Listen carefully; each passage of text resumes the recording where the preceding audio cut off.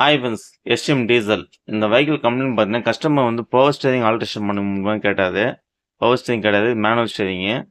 இப்போ நான் இந்த மேனுவல் ஸ்டேரிங் ரிமூவ் பண்ணிட்டு பவர் ஸ்டேரிங் ஆல்ட்ரு பண்ணுறேன். ஸ்டேரிங் பார்த்தீங்கன்னா திரும்பவே இல்லை பாருங்க, எவ்வளோ டைட்டாக இருக்குது. கையில் திரும்பினா கஷ்டமாக இருக்கும். இப்போ நான் அந்த காலம் வந்து ரிமூவ் பண்ணிட்டு எலக்ட்ரானிக் பவர் ஸ்டேரிங் காலம் வந்து ஃபிட் பண்ணுறேன். இப்போ நான் காலம் வந்து ரிமூவ் பண்ணுறேன். இதுதான் காலம். இந்த காலத்தை ரிமூவ் பண்ணிட்டு ஆல்டோ வேகனர் காலத்தை அந்த சூட்டபுள் ஆகாது, கொஞ்சம் ஆல்ட்ரேஷன் பண்ணணும். இப்போ அந்த காலம் நான் ஃபிட் பண்ணுறேன்.